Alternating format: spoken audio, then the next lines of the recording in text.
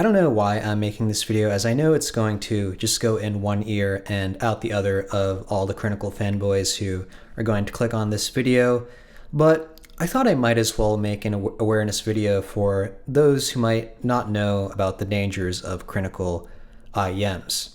So if we go to the website for the CrinEar Daybreak, we can see the description includes something like, the CrinEar Daybreak represents a milestone in high-fidelity audio design, meticulously tuned using the brilliant care Type 5128 ear simulator for cutting-edge accuracy. Developed through advanced acoustic research and refined through Crinacle's years of tuning experience, the Daybreak achieves uncompromised tonal balance alongside top-grade resolution. So Crinacle created an IEM target called the IEF Preference 2025 target, which he developed supposedly on his B&K 5128 measurement rig and created a translation target curve for the IEC 711 coupler. If you look at the magnitude frequency response of the CrinEar Daybreak, you can see that it's pretty close to the IEF Preference 2025 target.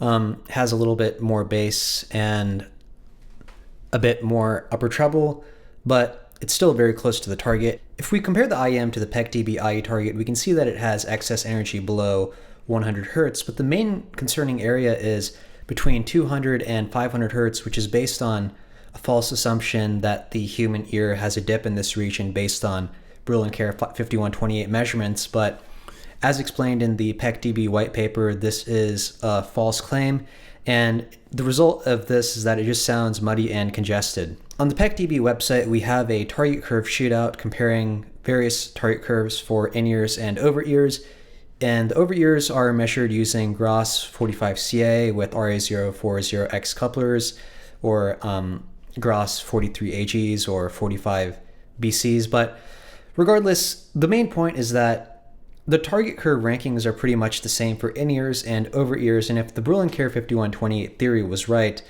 the IEM and over-ear target curves should have some differences, but the PEC-dB and Hi-Fi endgame targets are the highest scoring targets regardless of the testing method. And you can see that the IEF Preference 2025 target by far scores the lowest. If you want to do this test and validate the results for yourself, just go to the pecdb.com/shootout website and take the test on both in-ears and over-ears, see what you get. But yeah, so far, like, the vast majority of people get IEF Preference 2025 on the bottom, and this is Crinacle's target curve. And if we look at some more detailed statistics for the IEF Preference 2025 target curve, you can see that in the trials versus the Harman IE 2019 target, it has a 21% win rate, a 19.5% win rate against the PEC-dB in-ear target curve, 15.3% win rate against Moondrop BDSF, 17% win rate against Hi-Fi endgame, and 34.6% win rate against the Jam 1 with minus 10 dB tilt, which is a pretty bad target curve as well. If your goal is to just support pseudoscience and fake claims to, fuel the unnecessary weight gain of some fat Singaporean, then sure, get the CrinEar Daybreak. No one is stopping you, but I'm just trying to spread awareness for the fact that this IEM is not good by any stretch of the imagination.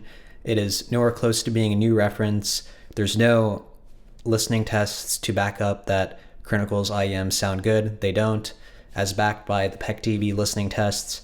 And yeah, I mean, the CrinEar Daybreak is just a joke. All Crinacle IEMs in general. It's just, like, what is this guy even doing? He's just gonna come up with a new target curve next year that's as bad, if not worse, and this will be the 2026 target curve. But yeah, what a joke.